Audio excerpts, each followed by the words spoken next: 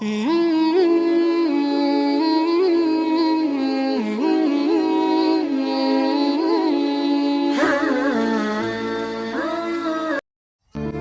kurban itu nanti akan datang pada hari kiamat. Dia datang.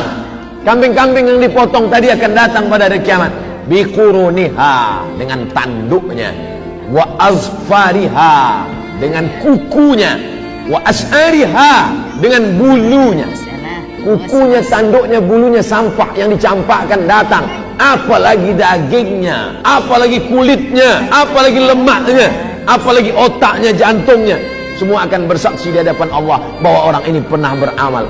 Lalu kemudian wa inna dama la yaqa'u minallah bimakan qabla an yaqa' minal ard. Dipotong, menetes darah dari ujung pisau, secepat kilat jatuh ke tanah. Ada yang lebih cepat. Wa inna dama la yaqa'u minallah bimakan qabla an yaqa' minal ard.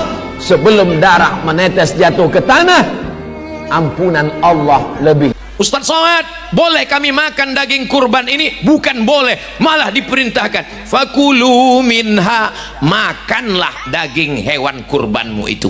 Diperintahkan, tapi perintahnya bukan wajib, perintahnya sunat. Maka yang paling bagus adalah ambil hati hewan kurban, potong dikit, cuci.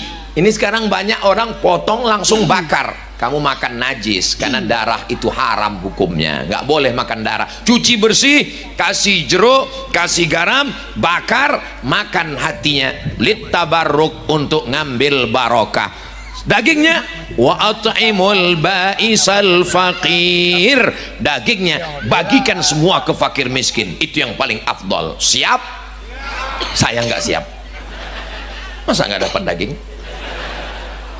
Jadi siapa yang paling mau bagus, tinggi kualitasnya, ambil hatinya dikit, cuci, bakar, makan.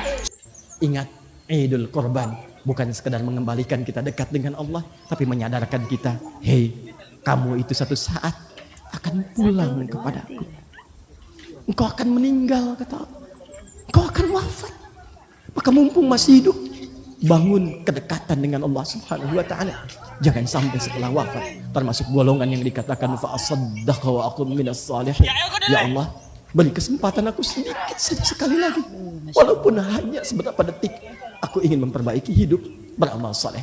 Namun sayang, kesempatan. Subhanallah walhamdulillah, la ilaha illallah, Allahu akbar. Subhanallah walhamdulillah, la ilaha illallah, Allahu akbar. Allahu akbar, Allahu akbar, Allahu akbar. Hadirin, tinggal kini kita harus mampu menempatkan diri kita di mana kita diinginkan oleh Allah dan Rasulullah SAW. Apakah berhaji?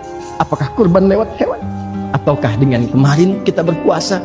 Maka buktikan dengan semua itu kita berhasil dengan pilihan itu dan menjadi lebih dekat dengan Allah Subhanahu wa ta'ala. Jangan sampai mengorbankan hewan tapi tak mampu berkorban dekat dengan Allah Subhanahu wa ta'ala.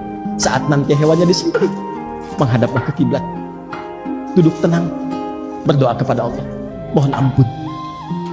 Saat ini kita bertakbir, yang berhaji kita doakan juga mabrur, tapi Allah menginginkan semua mendapatkan mabrur yang sama, baik yang haji ataupun yang tidak berangkat haji, dengan amal yang telah diutarakan tadi.